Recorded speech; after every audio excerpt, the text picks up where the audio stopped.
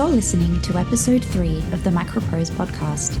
Our featured guests today are Ron Gilbert and Elissa Black, who will be chatting about their upcoming game, Death by Scrolling. Hello and welcome to the MicroProse podcast. We are Dan Tozer and Nancy Knott, and today we are talking to Ron Gilbert and Elissa Black about Death by Scrolling. Death by Scrolling is a roguelike, vertically scrolling RPG set in the chaotic depths of purgatory, now under new management. Battle bizarre monsters, dodge death itself, and collect gems to pay the ferryman's exorbitant fee. With each screen inching upwards, time is never on your side.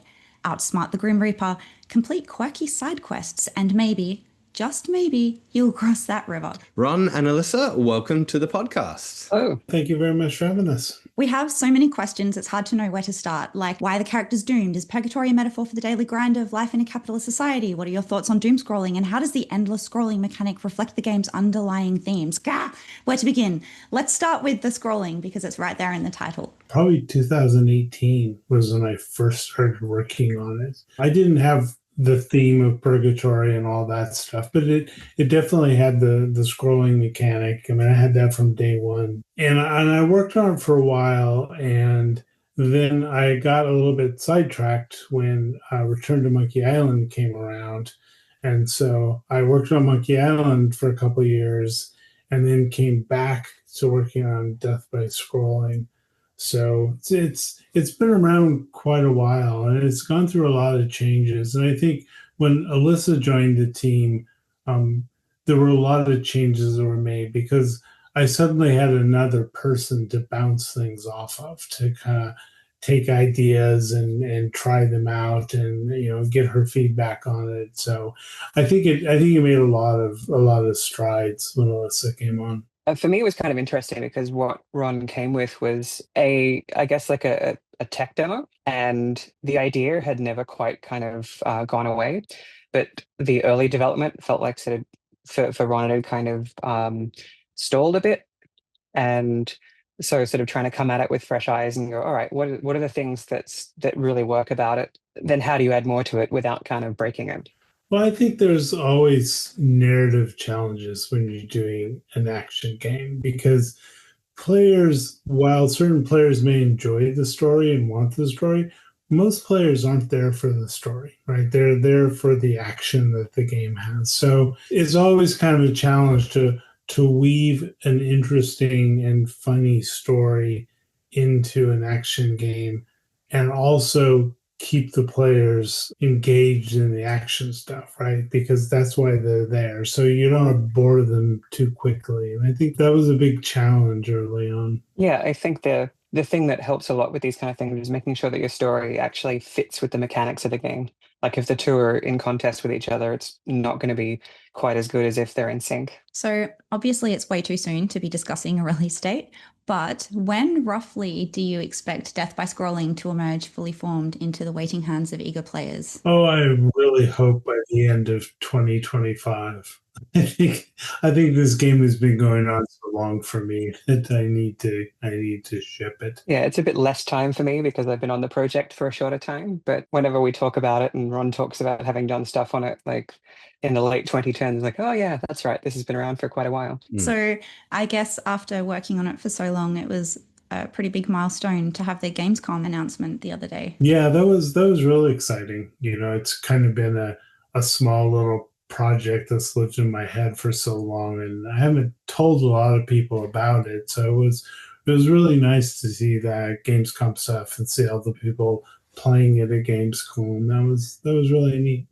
Yeah, we had photos coming in from the show floor where it was being tested and seeing like the number of computers that it was being played on increase each day, which was very cool. And I did end up watching all of the Gamescom stream as well, and that was kind of interesting, seeing this like huge set of like really expensive big games, and then right in the middle is this. That was very satisfying.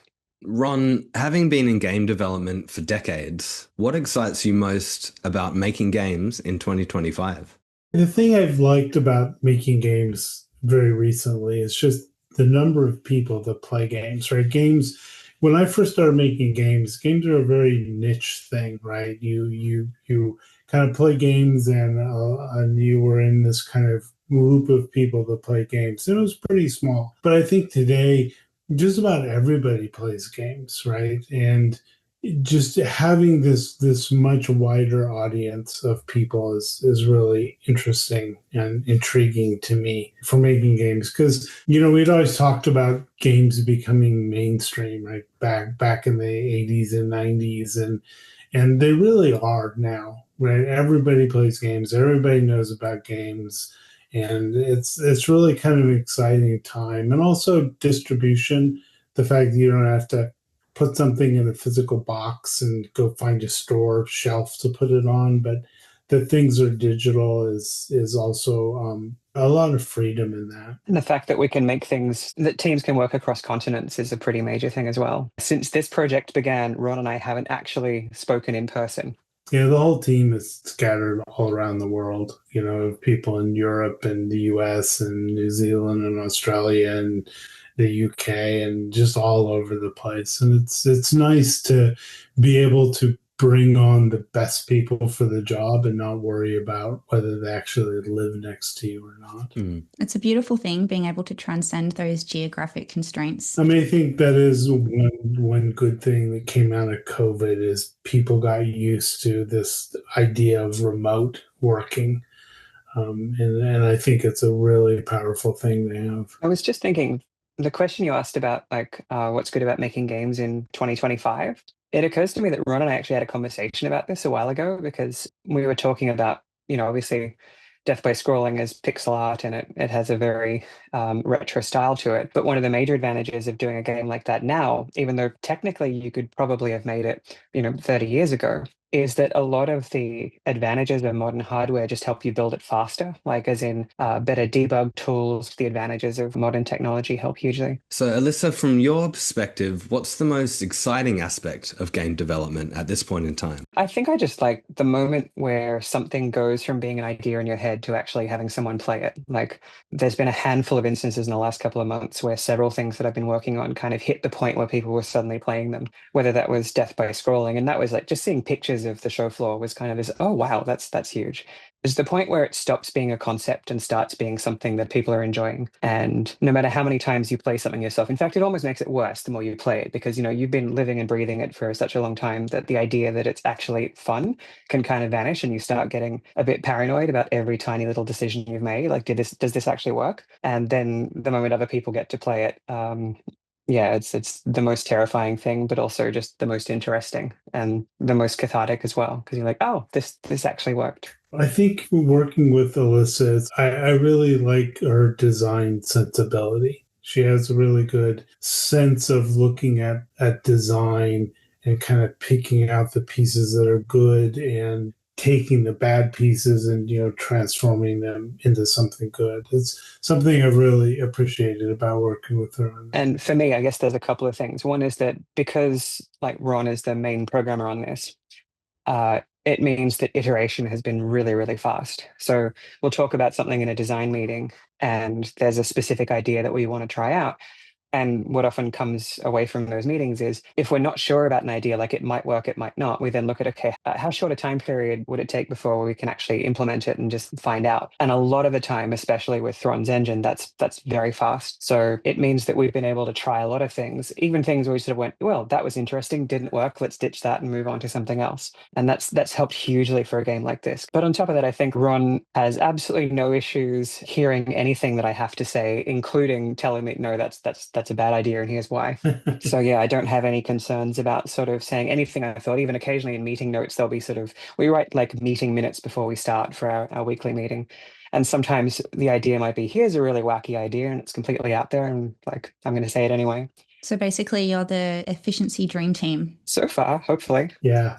What part of the game's design or writing are each of you personally proudest of? I think I kind of like the way that all the enemies kind of respond and all the weapons and power-ups kind of work. I'm very proud of that system, though, the way that everything interacts.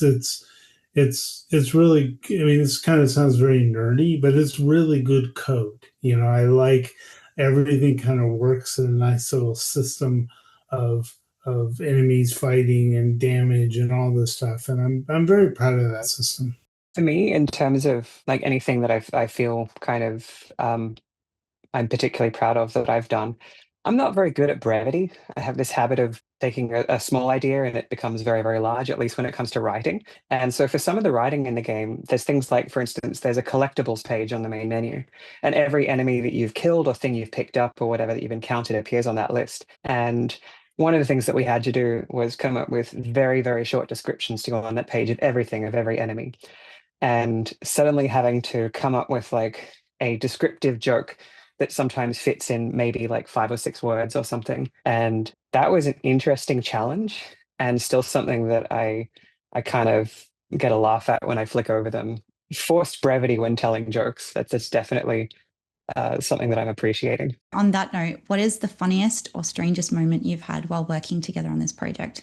I mean, I think coming up with the name of the game was a pretty good moment. Yeah, that's true. I mean, the name of the game was fairly recent, right? I didn't have that name initially when I was doing this stuff. So the name came about because when you die, it says, death by spider, death by zombie.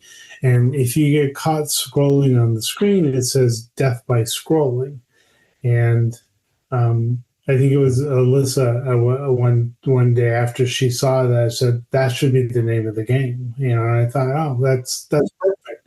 It fits thematically. It fits a lot of things. It's also a very kind of fun and unique name for a game. So I think it worked really well with that respect. Yeah, it was. I think it was the first time that I'd actually gotten killed by the scrolling mechanic. It was like very early on. And so the moment I saw that, I just like screen capped it and like dropped it in a message and said, there we go, that's the name of the game. And I think Ron's reply was like 5 minutes later is, I've registered the .com. Well, I think what I mentioned earlier, I mean, Death by Scrolling, is kind of an action roguelike. But I think both Elissa and I are very proud of the story that gets told. And I think the people that spend the time to actually look at the story, listen to the story, and see what's happening will get a nice little chuckle out of that. And that's what I've always enjoyed about adventure games is the narrative part of it, it's telling stories. And so with this game, even though it's an action game, it is nice to be able to tell a story.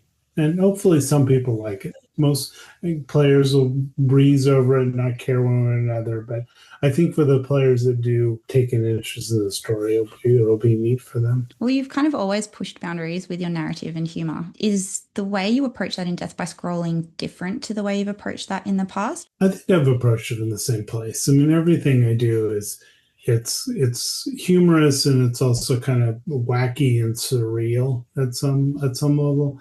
And I think this is the same way, right? It's a very surreal story. I mean, you're stuck in purgatory trying to get to the afterlife, running from, the Grim Reaper. And so it's weird and it's strange. And, that's the kind of stuff that interests me. And I think that the surreal humor works especially well with games generally because there are always concessions that are made when you're trying to tell a story in a video game, which is that, you have the mechanics of the game. And sometimes in certain video games, if, as I said, there's like a clash between those two things, it can be an issue. Whereas when you're making a game that's funny, you kind of get to hang a lantern on that a bit better. So sometimes the fact that there are certain things in the game that are because it's an action roguelike as opposed to because a novelist sat down to figure out like the precise details of how purgatory works means that you can sort of make a laugh happen with the juxtaposition between those two things. Have playtesters responded to Death by Scrolling in the way you expected, or have they surprised you?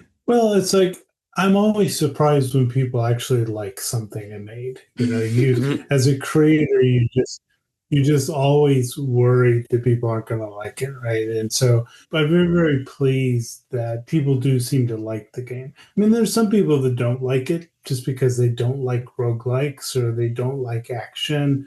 And that's fine, But I think for the people who like that stuff, the fact that they really have liked it has been very pleasant. You also tend to presume when you're making a game like this that your own skill levels are some kind of, I don't know, in your head that's not even necessarily a baseline, but you presume, well, clearly if we built it, then we must be really good at the game. and then the testers come on and show you how incredibly wrong you are. There's a couple of testers who have been getting high scores where the first time we saw it, like we spoke about it in a design meeting and kind of went like, is there a bug? Is there something that they're kind of doing that we're not expecting? But it turns out they were just phenomenally good at the game. Like at one point we got a long recording of one of their sessions, and so we're just kind of sitting there watching it and going like, wow, okay, the strategies that like we hadn't considered and sort of the way in which they were playing it. And that was really interesting. Speaking of playtesting, Ron, you've developed a fun little dev tool called the Testatron 3000. Right. I had a lot of fun reading about that. What can you tell us about the Testatron 3000? Well, I think it's not very smart. I mean, it plays the game, but it's kind of dumb, but that's fun to watch, right? It's always fun to watch somebody just do dumb things in your game. And I think Testatron is that, right? It just does a lot of dumb things in the game, and it's really fun to watch. And it's been incredibly useful, right? It's a fun thing to watch. Like the first time that I had it running, I probably spent 3 hours just watching it. But it's actually been incredibly useful to be able to test the game, and especially on like console machines where we may not have a whole lot of human testers on that. Just being able to run Testatron for 24 hours straight and just have it play the game and not have any problems come up is just really kind of reassuring to know, because it really is playing the game, right? It's faking some stuff, but not the important things. All the important things are actually happening and really going on and really being tested. So it's been a really super useful tool. And watching it is just incredibly mesmerizing as well, because it's like as Ron told me, it's something like 100 lines of dinky script and that's it. And so it doesn't exactly make the smartest decisions. In fact, a lot of the time they're incredibly stupid. So you sit there watching it, and even knowing full well that it's a tiny shell script basically that's doing all of this, you sort of watch it and it'll miss something, and you just kind of no, go back. Oh, wait, no, I'm talking to a computer. What do you hope players take away emotionally after finishing Death by Scrolling? I think a lot of the themes of the game are kind of that life is a weird grind, right? That you're grinding for stuff, you're grinding for money, you're grinding for friends, you're grinding. And that was really what we wanted to bring out in the game, is even in death, you're still grinding, and doing things. And we poke a lot of fun at that, that kind of notion. And so I think, narratively, that's what I would want players to take away, is that this is just a fun little farce, a parody of the grinding everybody does in life. And physically, I hope they take away sore thumbs from playing it a lot. Because that's all part of the hellish grind, right? So, exactly. Yeah. Well, speaking of hellish grinds and taking things away emotionally, it's time for today's mystery segment, the 2-minute time travel challenge. In this segment, we will give each of you 2 minutes to journey into the past by answering as many questions as you can. There are no wrong answers. You get a point for every answer, and there are bonus points for silliness. If you say the word pass, you can skip to the next question. Whoever gets the most points wins the 2-minute time travel challenge. There is no prize, so the stakes are low, just the way we like them. Your time starts now. Ron, if you could go back and change one thing about Thimbleweed Park, what would it be? I probably would have added a help system to the game from the very beginning. Which Lucasfilm Games title gave you the biggest headache? Yeah, I'm going to say pass. Did Disneyland's, and I'm sorry, I have to ask this, did Disney's Pirates of the Caribbean inspire your vision for Monkey Island? Yeah, the ride did, absolutely. I used to love the Pirates of the Caribbean ride when I was a kid. And the very beginning of Monkey Island, it's like I told the artist who was doing it, Mark Ferrari, I told him, I want this to feel like you have just stepped into Pirates of the Caribbean. Which point-and-click puzzle are you secretly most proud of? I think the puzzle I really like the best is the one from Monkey Island, where you have to transfer the grog from the bar to dissolve the jail cell. And the trick is that the grog dissolves the mugs that it's in, So you have to take several mugs and then transfer the grog from mug to mug to mug as you go up to dissolve the jail. Which puzzle would you erase from history if you could? Probably the monkey wrench puzzle. There's a puzzle in Monkey Island 2 where you need a monkey wrench, which you make by posing an actual literal monkey. The idea of a monkey wrench, right, that's a very common thing in the US, right? It's a kind of wrench. It's called a monkey wrench. But if you're not from the US, you have no idea what a monkey wrench is. And so that was a puzzle that just stumped so many people around the world. And that was a puzzle I regret. I've often said that puzzles are going to be etched on my tombstone. Have you ever recycled an idea from a scrapped game into a finished one? Yeah, I think I do that all the time. I think any creative person does that, right? Because you have a lot of creative ideas, and a lot of them just are not going to work, for the thing you're working on at the moment, but they still percolate in your head, I mean, in some ways, all of Death by Scrolling was that, right? It's this weird little idea I had, and it didn't work out initially, and then it was kind of reborn later on. So, yeah, I think that's super common with creative people. What's the weirdest fan theory you've ever heard about one of your games? Before I did Return to Monkey Island, right, the whole what is the secret of Monkey Island, right? That was a thing because I never told anybody what it is. And so there were a lot of weird fan theories about what the secret of Monkey Island really is. And there was a lot of very bizarre ideas that people had for what the secret was or who Guybrush was. Those are always amusing to read. If you could insert Guybrush into Death by Scrolling, what would he do there? Die very quickly. Yeah, I think he would die very quickly. Elissa, over to you. If you could time travel 15 minutes into the future of 1989, would you command a Cold War-style nuclear corvette in space?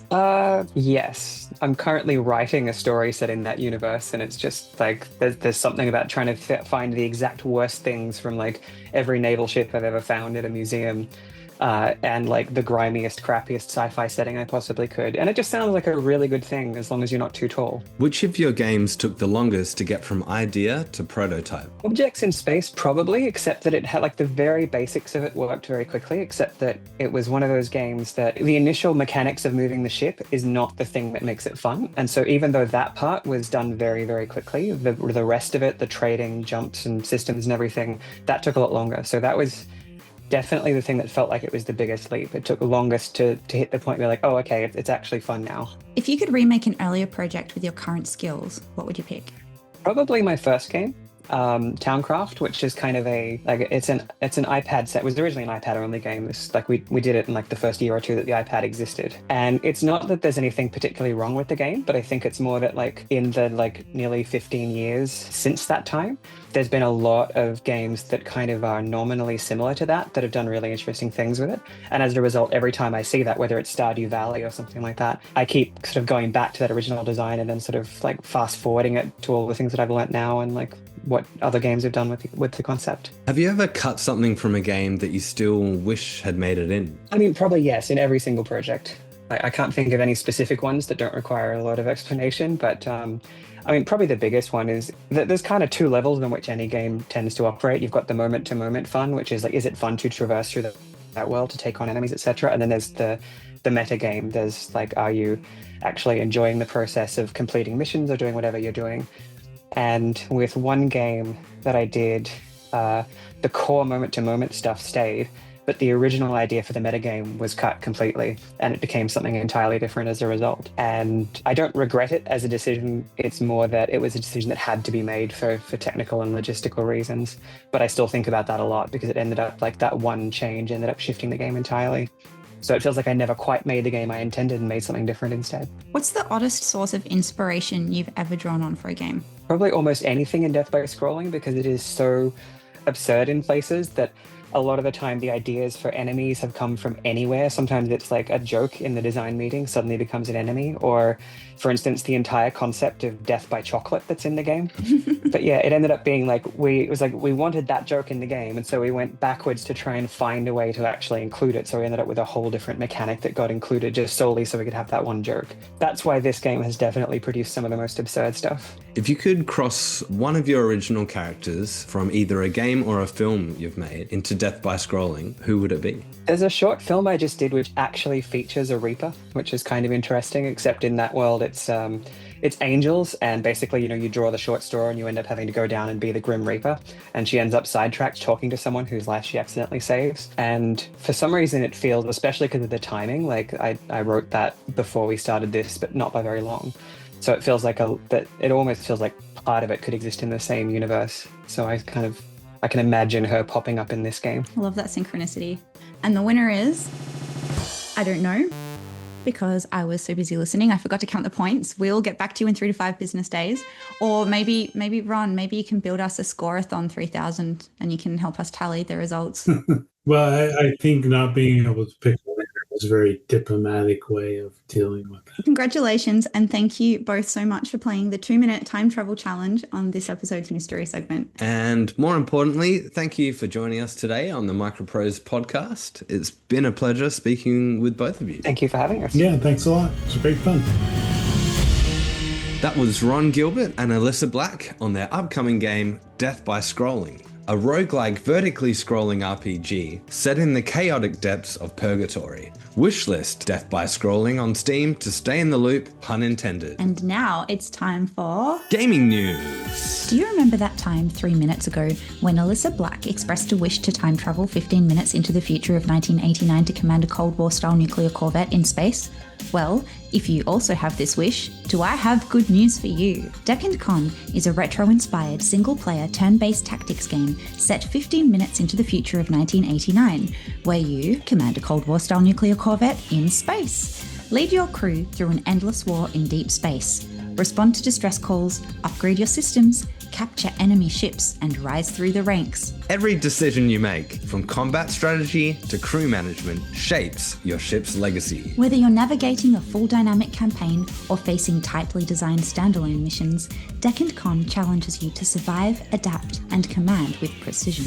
Deck and Conn blends pixel art aesthetics with tactical depth, drawing from classics like early MicroProse titles and the original Super Star Trek mainframe game. And yes, Elissa Black is working on Deck and Conn, in addition to Death by Scrolling, so make sure you wishlist both of these games for maximum future enjoyment. Neyyah, our featured game from episode 2 of the MicroProse podcast, is now available to purchase on Steam. For a limited time, you can buy Neyyah, or the game and soundtrack bundle, at a special launch price to celebrate the arrival of this long-awaited journey. At the time of recording this, Neyyah has been out for less than 24 hours and has already garnered a host of rave reviews from critics and players alike. If you like your games retro, your worlds explorable, and your points clicky, you'll love this billet-doux to 90s adventure games. You can check out the brand new Neyyah launch trailer at the MicroProse YouTube channel. And while you're there, check out the Deck and Conn official reveal trailer, a new Airborne Ranger Fightout devlog, the Better Than Dead announcement trailer, and a whole load of fascinating Gamescom coverage. The MicroProse podcast will return next month with more exclusive interviews, gaming news, and, as always, a brand new mystery segment. In the meantime, check out our show notes, wishlist some games, and binge watch the MicroProse YouTube channel for more information on everything we've covered here today. And endgame.